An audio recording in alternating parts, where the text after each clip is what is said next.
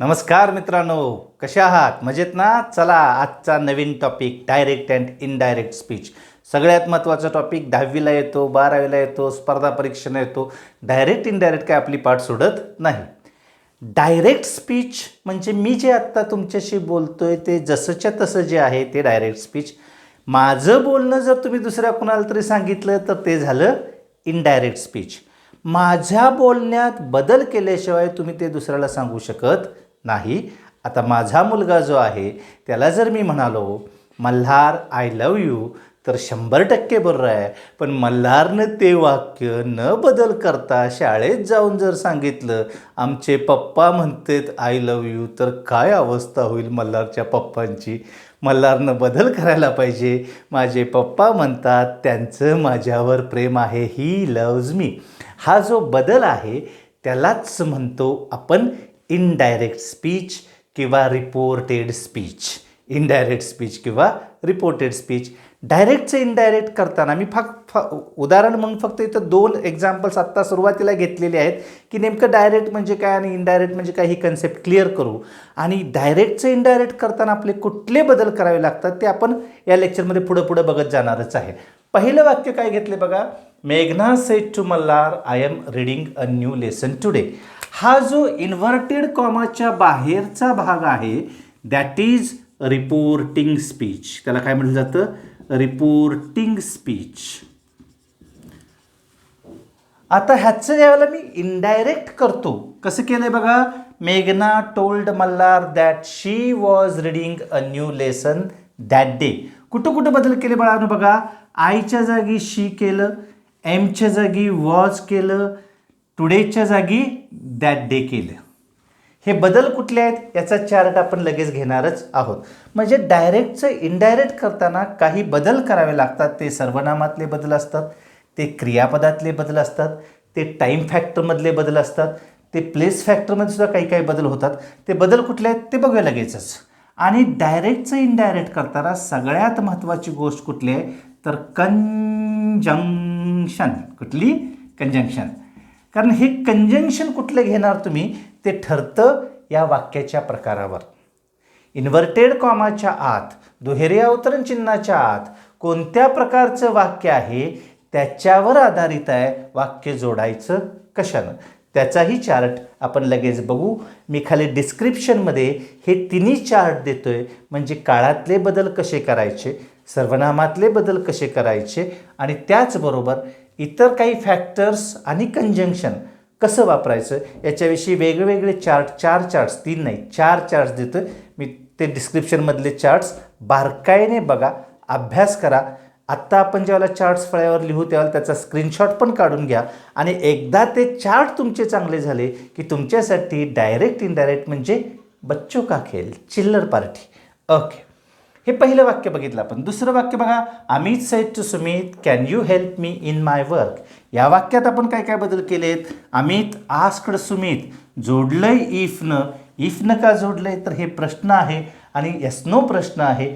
आपण पुढे गेल्यावर तुम्हाला कळणारच आहे, आणखीन पक्क होत जाणार आहे. पण एक गोष्ट लक्षात घ्या, हा व्हिडिओ बघण्याच्या पूर्वी माझा याच्या अगोदर पडलेला जो व्हिडिओ आहे टाईप्स ऑफ सेंटेन्सेस तो काळजीपूर्वक बघा.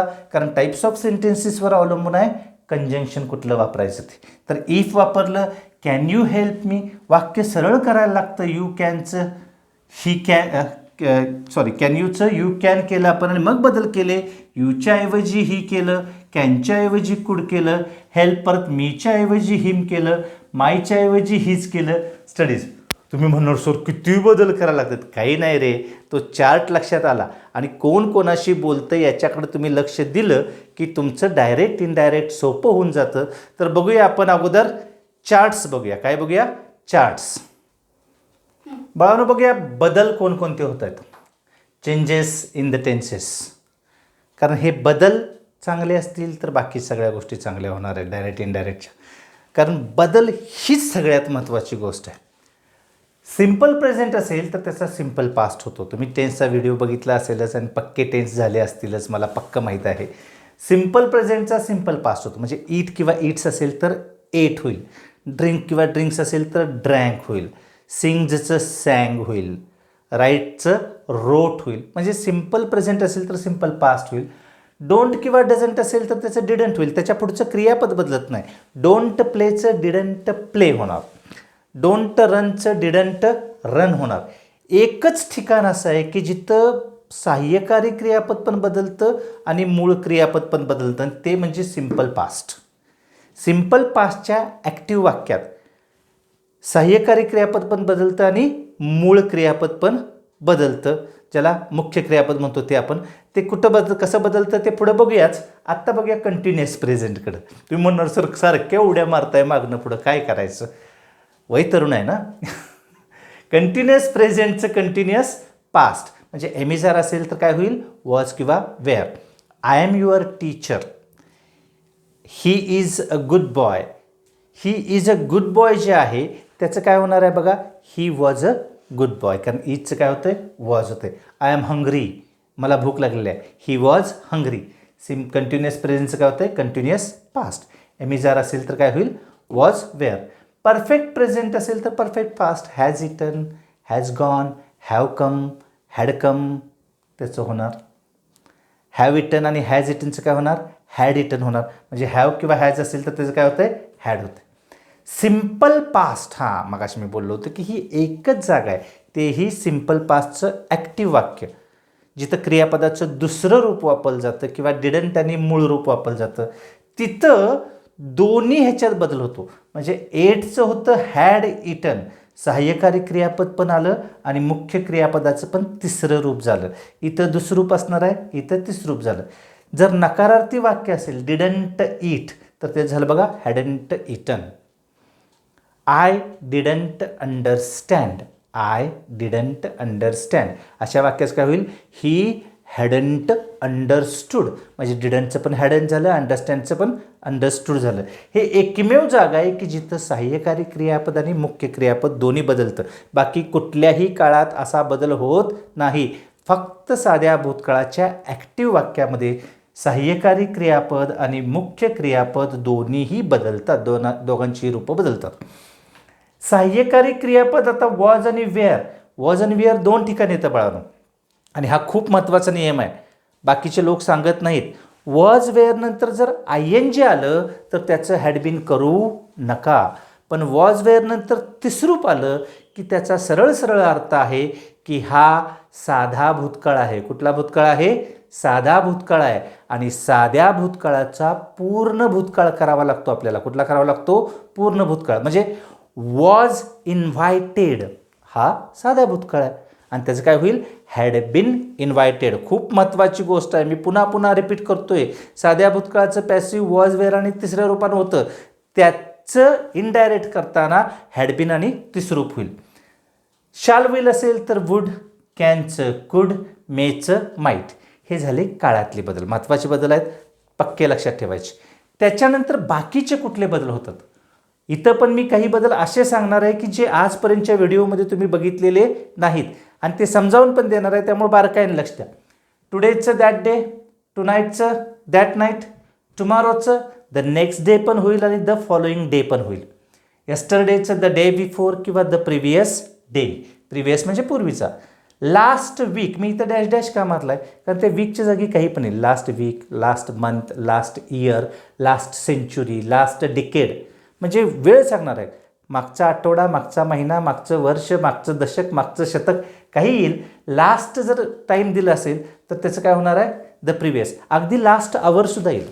लास्ट आवरचं काय होणार आहे, प्रिव्हियस आवर. म्हणजे इथं टाईम फॅक्टर काही येऊ शकतो, फक्त लास्टचं काय होणार, द प्रिव्हियस. तसंच नेक्स्ट असेल, next month, next week, next year, तर नेक्स्ट काय होणार आहे, द फॉलोइंग होणार आहे. आणि इथला शब्द आहे तसंच राहणार, मंथ, इयर, वीक, डिकेड काय असेल तो. हिअरचं देअर, नाऊचं देन, ॲगोचं बिफोर, धिसचं दॅट, दीजचं दोज, सचचं लाईक दॅट. हा नवीन बदल तुम्ही ऐकला असेल. आजपर्यंत कुणाच्याही ग्रामर व्हिडिओमध्ये हा बघितला नसेल किंवा तुमच्या शाळेतसुद्धा सांगितला नसेल. आता हा ॲडव्हान्स्ड आहे, अलीकडं आलेला आहे. म्हणजे सचचं लाईक दॅट का होतं, म्हणजे I haven't seen such a beautiful place. मी एवढी सुंदर जागा पाहिलेली नाही असं कोणीतरी म्हटलं तर त्याचं इनडायरेक्ट करताना काय होणार आहे, एवढी सुंदर तसंच राहणार आहे का? नाही, कारण तुम्ही त्या जागी नाही आहात. तुम्ही काय करणार इंडायरेक्ट करताना? त्यानं तेवढी सुंदर जागा पाहिलेली नव्हती. म्हणजे सच्चचं काय झालं बघा, लाईक दॅट.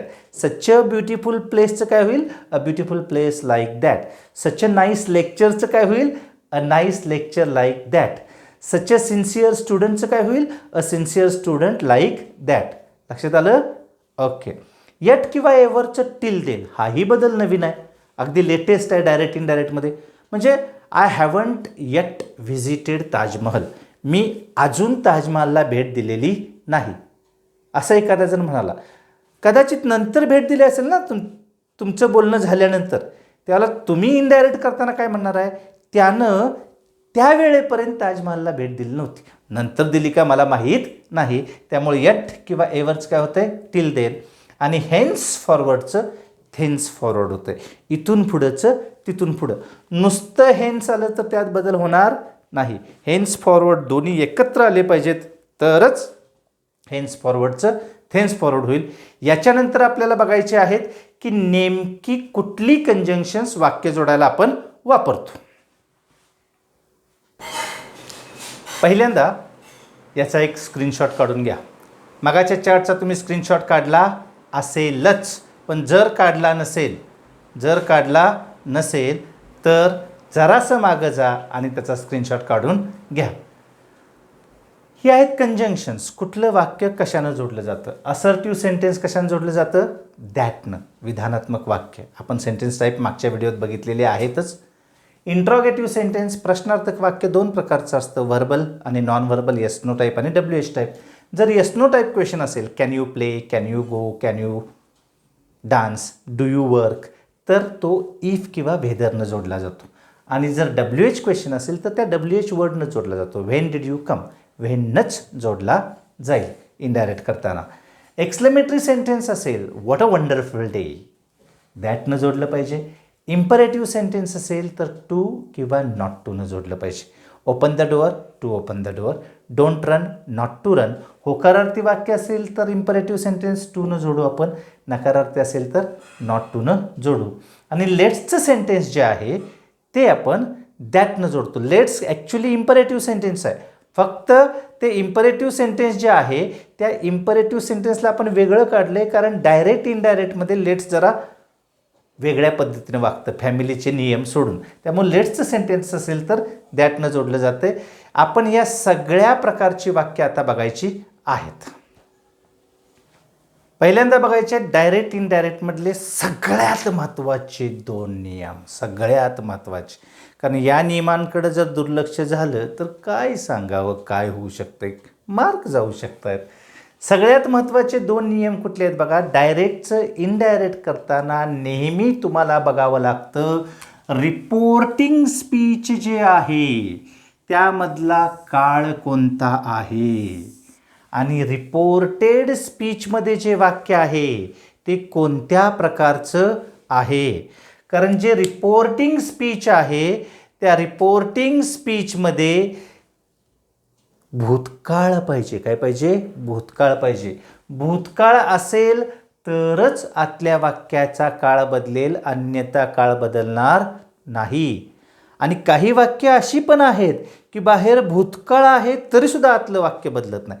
कसं होतं? कन्फ्युजन मी तुमचं वाढवत नाही, पडदिशी लगेच क्लिअर करून टाकतो, तुम्ही जरा लक्ष द्या. रोहित सेड टू कपिल या वाक्यात रिपोर्टिंग स्पीचमध्ये कुठला काळ आहे? भूतकाळ आहे. या वाक्यात रिपोर्टिंग स्पीचमध्ये कुठला काळ आहे? वर्तमान काळ आहे. आणि मी काय म्हटलो होतो? भूतकाळ असेल तरच आतल्या वाक्याचा काळ बदलेल, अन्यथा काळ बदलणार नाही. जे सर्वनामात आपल्याला बदल करायचे आहेत त्या सर्वनामात बदल करताना नेहमी लक्षात ठेवायचं, फर्स्ट पर्सनमध्ये जर बदल करायचा असेल, फर्स्ट पर्सन म्हणजे आय, वी, आणि त्याची रूपं मग माय असेल, आवर असेल, मी असेल, अस असेल, ही जी फर्स्ट पर्सनची जी रूपं आहेत त्यांच्यात जर बदल करायचा असेल तर कोण बोलतं याच्याकडे लक्ष द्यायचं, कोण बोलतंय. आणि जर सेकंड पर्सनमध्ये बदल करायचा असेल, यू, युअर, तर कोणाशी बोललं जातं याच्याकडे बघायचं. खूप सोपं आहे बाळांनो हे. जर कोण बोलतं याच्याकडे तुम्ही लक्ष दिलं तर हिथं आज असणारे आय, वी किंवा मी, अस किंवा माय, आवर यांच्यातला बदल तुम्हाला सोपा जातो. आणि जर तुम्हाला यूत बदल करायचा असेल, यूमध्ये यू या शब्दाच्या यू असेल, युअर असेल, तर कोणाशी बोललं जातं याच्याकडे लक्ष द्यायचं. अगदी सोपी ट्रिक आहे ही. एवढ्या ट्रिककडे लक्ष ठेवलं तर तुमचे सर्वनामातले बदल चुकणार नाहीत. फर्स्ट पर्सन आय, वी, मी, अस, आवर, माय यांच्यातले बदल करताना बोलतंय कोण. आणि सेकंड पर्सन जो आहे म्हणजे यू, युअर, यू यांच्यात बदल करताना बोललं कुणाशी जातं. ही, शी, इट आणि दे मध्ये बदल होत नाहीत. थर्ड पर्सनच्या प्रोनाऊनमध्ये बदल होत नाहीत. हीचं हीच राहणार, शीचं शीच राहणार, इटचं इटच राहणार, देचं देच राहणार. आणि त्यांची जी रूपं आहेत हिज, हर, देअर त्यांच्यात सुद्धा बदल होणार नाहीत. समजलं पक्क? चला पुढे जाऊया आता. मग रोहित सेड टू कपिल, ही तिन्ही वाक्य विधानात्मक वाक्य आहेत आणि विधानात्मक वाक्याचं इनडायरेक्ट करताना कोणाशी बोललंय हे जर दिलं असेल, कोणाशी बोलले गेलेले आहे हे जर दिले असेल तर सेड टूच्या ऐवजी टोल्ड वापरायचं. काय वापरायचं? टोल्ड. पण कोणाशी बोललंय हे जर दिलं नसेल तर सेड आहे तसंच ठेवायचं. आपल्या ह्या तिन्ही वाक्यामध्ये कोणाशी बोललं हे दिलंय, त्यामुळे आपण काय करणार बघा. पहिलं वाक्य रोहित, काय केलं? रोहित. पेन चेंज करावा लागेल. पहिलं वाक्य रोहित, सेडच्या ऐवजी काय करणार आपण? टोल्ड केलं, कारण कोणाशी बोलला हे दिलंय. रोहित टोल्ड कपिल. आतलं वाक्य बघा, विधानात्मक वाक्य आणि विधानात्मक वाक्याचं इनडायरेक्ट करताना आत्ता शिकलो होतो आपण कंजंक्शन काय वापरायचं? That. Rohit told Kapil that. हे जे आय आहे, बोलतंय कोण? रोहित. त्यामुळं आयचं काय केलं? ही. आपण चेंजेसमध्ये बघितलंय, हॅव किंवा हॅजचं काय होणार? हॅड. क्रियापदाचं तिसरं रूप काय बदलत नाही. He had bought a new car. Any problem? No problem. हां, आता हिथं वर्तमान काळ आहे आणि रिपोर्टिंग स्पीचमध्ये वर्तमान काळ असेल बाळानो, तर आतल्या वाक्याचा काळ बदलत नाही. Don't be over confident like Hardik. वाक्य काय आहे बघूया. Krunal says to Hardik you are very over confident. बाहेर काळ बदलायचा काही प्रश्नच नाही आहे. कृणाल, फक्त मी सेजच्या ऐवजी काय करणार बघा? टेल्स करणार, कारण कोणाशी बोलतं हे दिले. काय केलं बघा? टेल्स. टोल्ड नव्हे. रिपोर्टिंग स्पीचमध्ये कधीही काळ बदलत नाही. कृणाल टेल्स हार्दिक. काय केलं? हार्दिक. आतलं वाक्य कुठल्या प्रकारचं आहे? असर्टिव्ह आहे, विधानात्मक आहे, त्यामुळे जोडलं कशानं? That. Krunal tells Hardik that. यूचं काय होणार आहे? यूचा बदल करताना कुणाशी बोलतोय बघायचं? हार्दिकशी बोलतोय. त्याच्या दृष्टीनं हार्दिक यू आहे, आपल्या दृष्टीनं ही आहे, दॅट ही. आरचं काय होणार? तुम्ही म्हणणार वॉच किंवा वेअर. नाही होणार, कारण बाहेर वर्तमान काळ आहे आणि बाहेर वर्तमान काळ असेल तर आतला काळ बदलत नाही. त्यामुळं ही इज राहणार. सगळ्यात महत्त्वाचा बदल. हे असं वाक्य आलं बाहेर वर्तमान काळ असलेलं तर ह्याच्याकडं तपासणाऱ्याचं 100% लक्ष असणार आहे ना. क्रियापदाचं आज एमिजारचं वॉज वेअर केलंय सगळं वाक्य चूक. कारण डायरेक्ट इनडायरेक्टमध्ये कंजंक्शन आणि क्रियापदाचं रूपांतर चुकलं तर सगळं वाक्य चूक दिलं जातं. Krunal tells Hardik that he is very over confident. बाकी काय बदल करायची गरजच नाही आहे, कारण बदल करणारे घटक इथं नाहीच आहेत. फक्त महत्त्वाचं लक्षात ठेवा, बाहेर वर्तमान काळ असेल तर आतल्या वाक्याचा काळ इनडायरेक्ट करताना सुद्धा बदलणार नाही. असं का घडतं? कारण भूतकाळ असेल तर वाक्य घडून गेलंय, आपण त्यात बदल करतो. अभय रमेशला म्हणाला मी खुश आहे. आता ही घडून गेलेली क्रिया आहे, त्यामुळे काय म्हणणार तुम्ही? अभयने रमेशला सांगितले की तो खुश होता. पण जर वर्तमान काळ असेल तर ती गोष्ट नेहमीच घडते. अभय रमेशला म्हणतो तू चांगला मुलगा आहेस, नेहमीच म्हणतोय हो. त्यामुळं चांगला मुलगा आहेच तर चांगला मुलगा होणार नाही. अभय रमेशला सांगतो की तो चांगला मुलगा आहे. हा साधा सोपा बेसिक नियम आहे, आपल्या भाषेत पण आहे, पण आपली भाषा असल्यामुळं आपण त्यावर लक्ष देत नाही. इंग्लिशमध्ये लक्ष द्यायचं. मार्क आहेत. सेजचं काय होणार? टेल्स होणार आणि इथं काळ बदलला नाही, कारण बाहेर वर्तमान काळ. आणि मी मगाशी जे म्हटलं होतं की बाहेर भूतकाळ असून सुद्धा कधी कधी आत बदल होत नाही, काळ बदलत नाही. असं कोणत्या वाक्यात होतं? हा सगळ्यात महत्त्वाचा नियम आहे.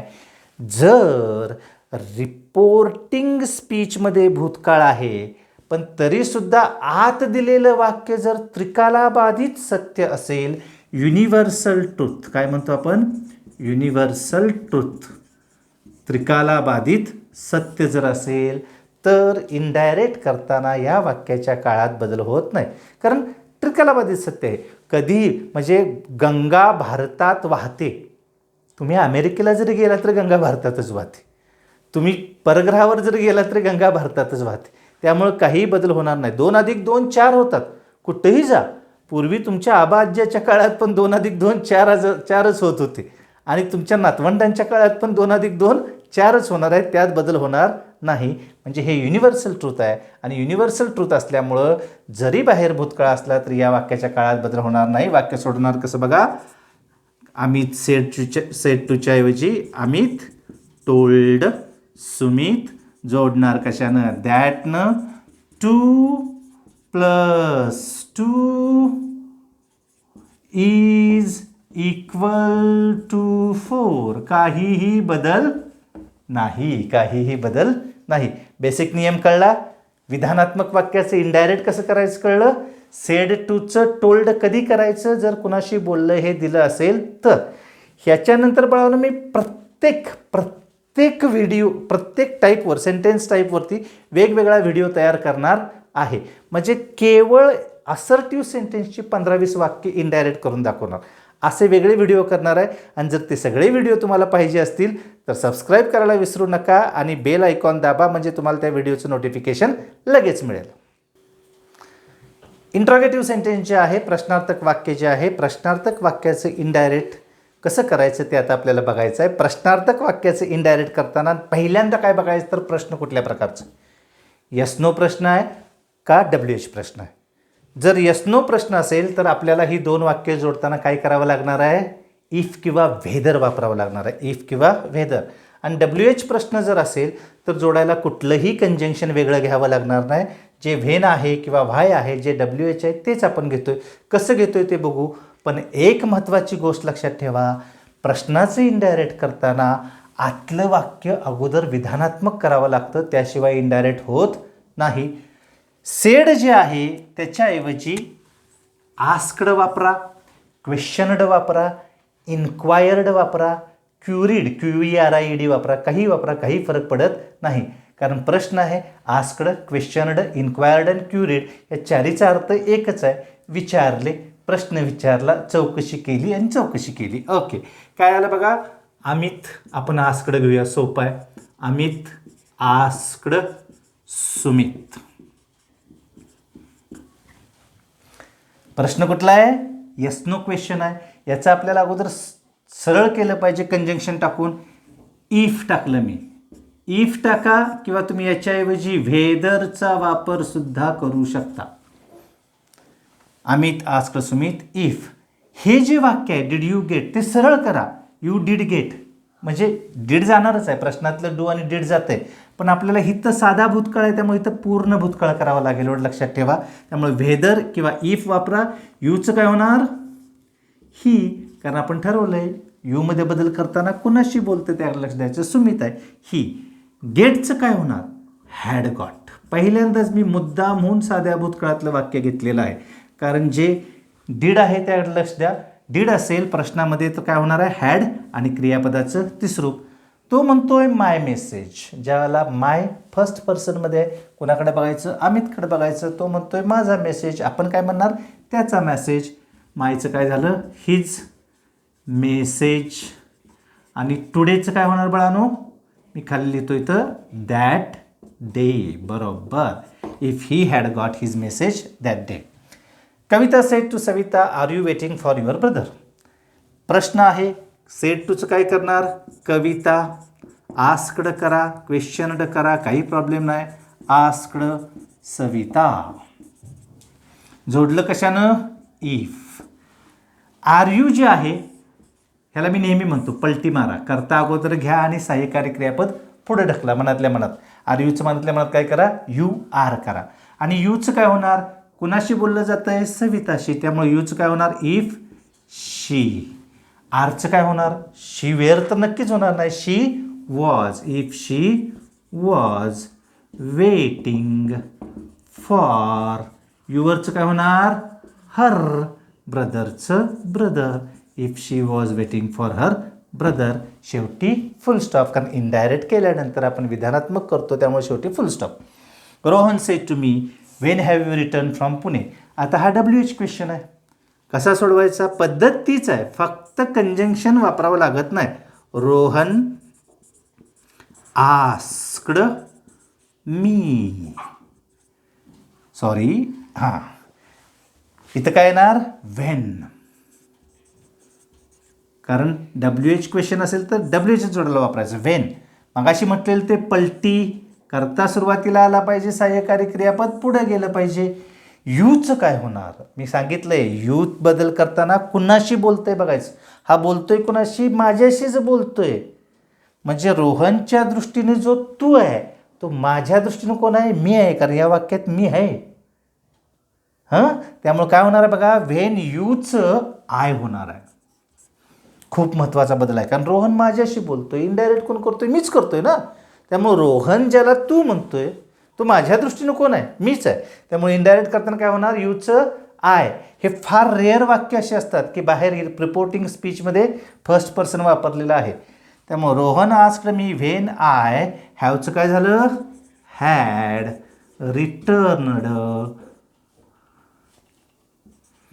फ्रॉम पुणे गॉट इट आणि शेवटचं वाक्य Prachi said to Malhar why are you wasting my time नेहमीच असतं हे त्यामुळे प्राची सेड टूचं काय होणार Prachi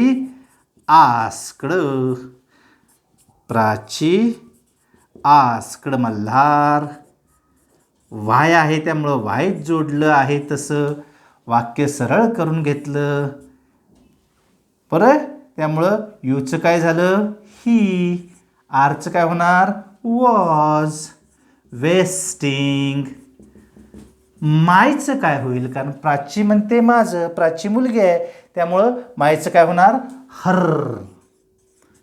time why he was wasting her time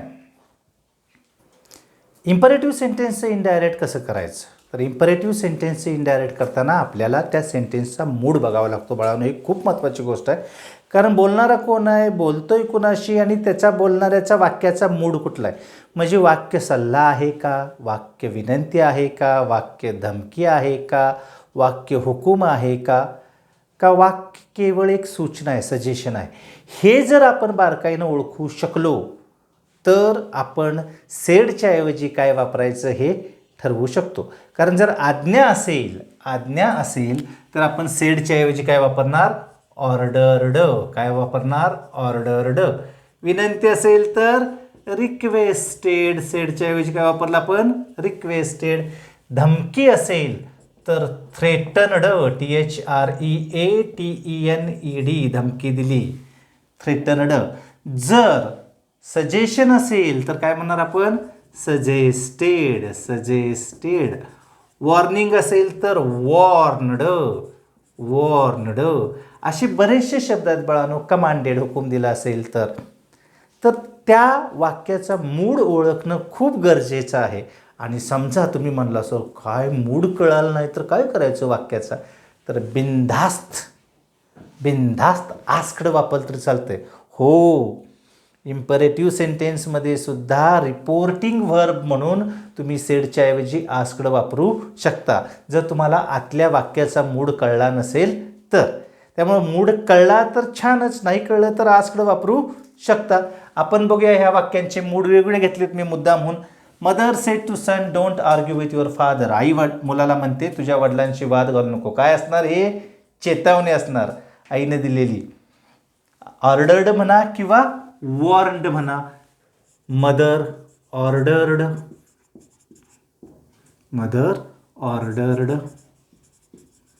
sun imperative sentence हे आपल्याला कळलं कारण वाक्य सुरुवातीला डोंट आणि क्रियापदाचं मूळ रूप आलं तर इम्परेटिव्ह सेंटेन्स इनडायरेक्ट करताना होकारार्थी वाक्य असेल तर टू वापरलं जातं आणि नकारार्थी वाक्य असेल तर हे डोंट काढा आणि त्याच्याऐवजी नॉट टू हे कंजंक्शन वापरा त्यामुळे काय आलं बघा mother ordered son not to argue with your युअरमध्ये बदल करायचा तर कुणाशी बोललं गेलं आहे? सनशी. त्यामुळे युअरचं काय होणार? हिज. आई म्हणते तुझे, तुम्ही काय म्हणणार? त्याचे. With his father. With his father. इथं जर मुलाच्या ऐवजी मुलगी असते डॉटर, तर हिजच्या ऐवजी हर झालं असतं. ओके, सोपं आहे ते. मेघना said to her mother please help me. मेघना आईला म्हणते कृपया मला मदत कर. आता हे प्लीज आहे म्हणजे रिक्वेस्ट आहे, आपल्याला माहीत आहे. आणि आपण काय केलं बघा, मेघना रिक्वेस्टेड हर मदर. होकारार्थी इम्परेटिव्ह सेंटेन्स आहे, त्यामुळं टू टाकलं, हेल्प टाकलं आणि मीच काय झालं बघा, हर. मेघना म्हणते मला, मेघना आहे मुलगी, त्यामुळे आपण काय म्हणलं?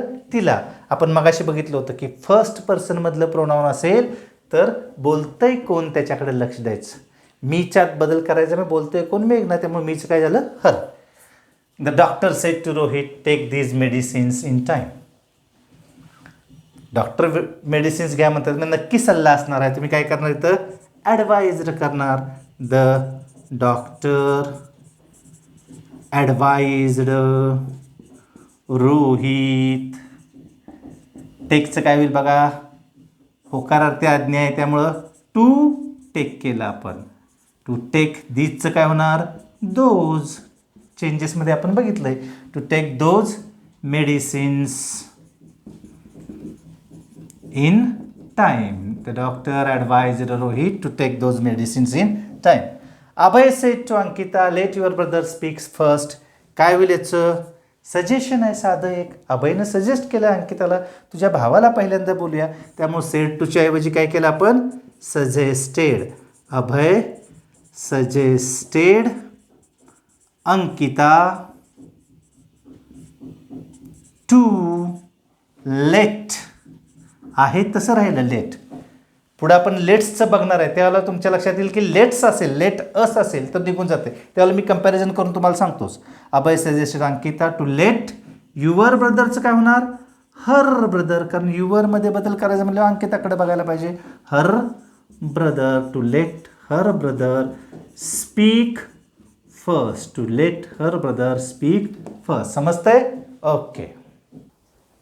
एक्सक्लेमेटरी सेंटेन्सचं इनडायरेक्ट वाक्य 3 घेतलेले आहेत. मी मगाशी सांगितलेलं होतं की या प्रत्येक टाईपच्या इनडायरेक्टवर मी वेगळे छोटे छोटे व्हिडिओ करणार आहे. ते छोटे म्हणले सुद्धा 20-25 मिनटाचे होणारच आहेत, पण ते समजायला अधिक चांगलं होईल.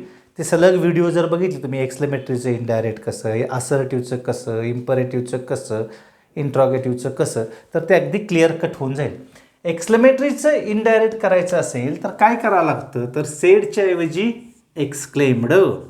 रोहन एक्सक्लेम्ड. CLAIM. आता इथं आय आलं बरं का. मला सांगा एच्या पुढं काय आहे? आय. पुढं सगळं वाच बरं. AX. हे इथून पुढं वाच, एच्या पुढचं वाच. IMED. ओके, ईडी 3D असू दे. रोहन एक्सक्लेम्ड. काय केलं? रोहन एक्सक्लेम्ड. उद्गारवाचक वाक्य असेल तर जोडायचं कशानं? दॅटनं. कशानं जोडायचं? दॅटनं. Rohan exclaimed that. आणि सगळ्यात महत्त्वाची स्टेप, हे उद्गारवाचक वाक्य जे आहे त्याचं विधानात्मक असर्टिव्ह स्टेटमेंट करायचं, त्याशिवाय इनडायरेक्ट करायचं नाही. व्हॉट अ ब्युटिफुल डेचं स्टेटमेंट काय होईल बाळानो?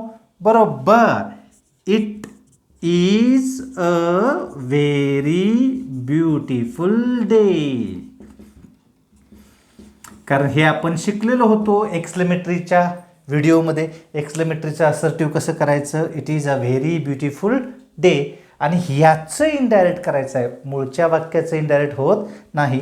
याचं विधानात्मक करायचं मग इनडायरेक्ट करायचं. मग आता सांगा मला, इटचं काय होईल? इटच. इजचं काय होईल? वॉज. अचं अ, व्हेरीचं व्हेरी, ब्युटिफुलचं ब्युटिफुल आणि डेचं डे. लक्षात येते का बघा? हे खूप महत्त्वाचं आहे. एक्सक्लेमेटरी वाक्याचं असर्टिव्ह वाक्य करायचं, विधानात्मक करायचं. म्हणून मागचा व्हिडिओ महत्त्वाचा आहे, टाईप्स ऑफ सेंटेन्सेस आणि make exclamatory. It is a very beautiful day झालं, त्याचं काय केलं आपण, it was a very beautiful day. Gauri sed how troublesome the journey is. आता आपल्याला इथे इट इज घ्यायची गरज नाही, कारण द जर्नी इज करता क्रियापद आहे, वाक्य फक्त सरळ केलं की झालं. The journey is very troublesome. काय होणार मग, गौरी एक्सक्लेम्ड दॅट,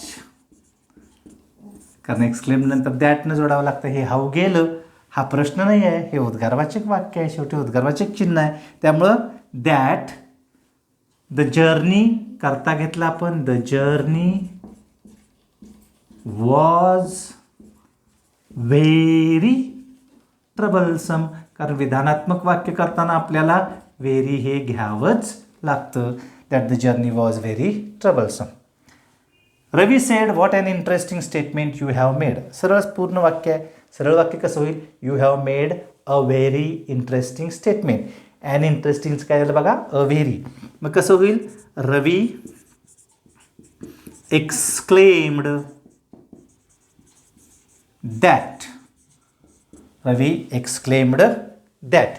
हे जे वाक्य आहे या वाक्याचं आपल्याला इनडायरेक्ट करताना काय करावं लागणार आहे की हे व्हॉट जाणार आहे आणि हे वाक्य सरळ करायला लागणार आहे. You have made an interesting statement. That यूचं काय होईल, मी आता जरा खाली सरकतो, हे हॅव मेड आलं. That he had made a very interesting statement. गाडी आपली बरीच खाली गेली हो. स्टेटमेंट जाऊ दे. काय केलं बघा आपण, रवी सेडच्या ऐवजी एक्सक्लेम्ड जोडलं दॅटनं आणि हे वाक्य सरळ करून घेतलं. You have made an interesting statement आणि मग बदल केला. ही यूचं ही, हॅवचं had, made a very interesting statement. Okay. The sentence of let's, the most important and the most difficult from my point of view. Why? Because it is a very tricky sentence. The sentence of let's or let us, the sentence of let's or let us is different, and the sentence of let him or her is different.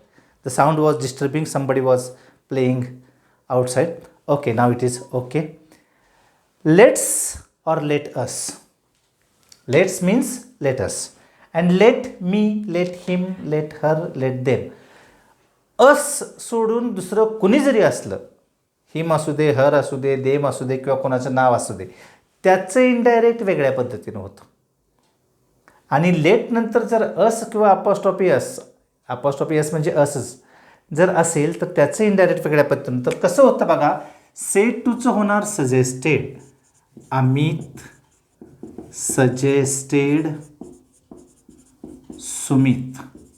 इथं बोलणारा आणि ऐकणारा कोणीही first पर्सनमध्ये नाही का, आहे का, नाही आहे. आय, वी, मी, अस कोण आहे का, नाही आहे. त्यामुळं काय केलं जातं बघा, हे लेट्स काढलं जातं आणि दॅटनं जोडून दॅट दे शुड केलं जातं. That they should. पुढं पे आहे तसं, अटेन्शन टू, धिसचं काय होणार बघा, दॅट. ते आपलं बदल आहेच, दॅट पॉइंट. महत्त्वाची गोष्ट काय बघा, बोलणारा किंवा ऐकणारा फर्स्ट पर्सनमध्ये नसेल तर आणि तरच दॅट दे शुड वापरायचं. काय वापरायचं, दॅट दे शुड.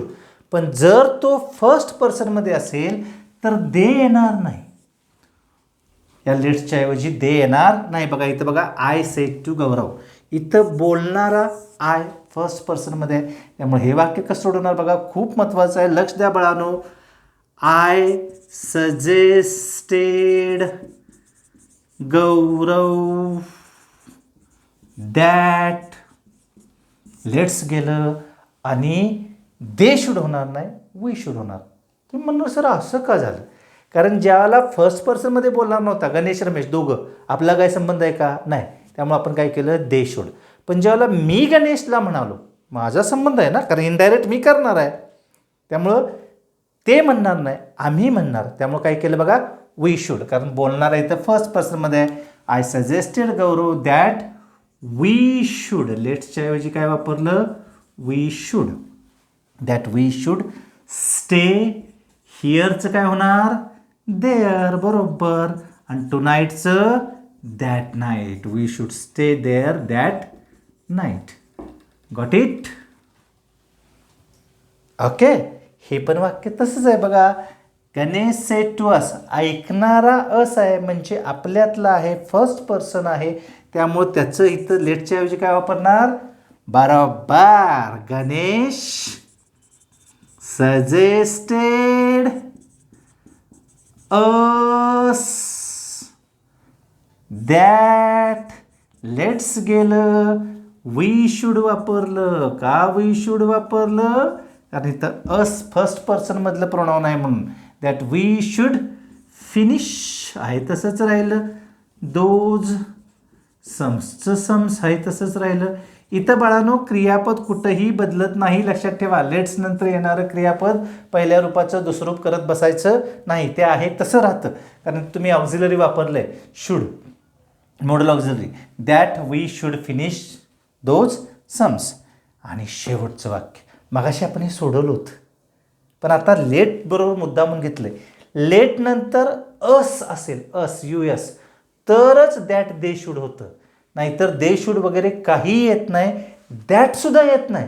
नुसतं टू न वाक्य जोडायला लागतंय. बघा कसं होणार हे. भरत सजेस्टेड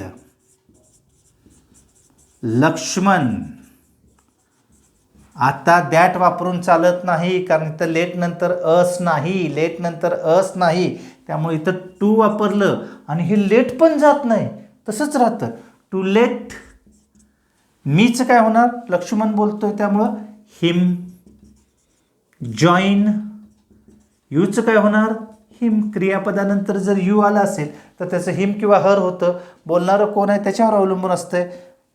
भरत बोलतोय त्यामुळं हिम झालं, जर गीता बोलत असती तर हर झालं असतं. महत्त्वाची गोष्ट बाळांनो समजून घ्या की लेट नंतर अस असेल किंवा लेट्स असेल तरच दे शूड होतं आणि वाक्य दॅटनं जोडलं जातं. जर लेट नंतर मी असेल, हिम असेल, हर असेल, देम असेल तर दे शूड किंवा वी शूड काही होणार नाही, वाक्य दॅटनं जोडलं जाणार नाही, टूनच जोडलं जाईल आणि लेट जाणार नाही. याचा एक स्क्रीनशॉट काढून घ्या आणि सबस्क्राईब करायला विसरू नका. बेल आयकन दाबा. Thank you very much.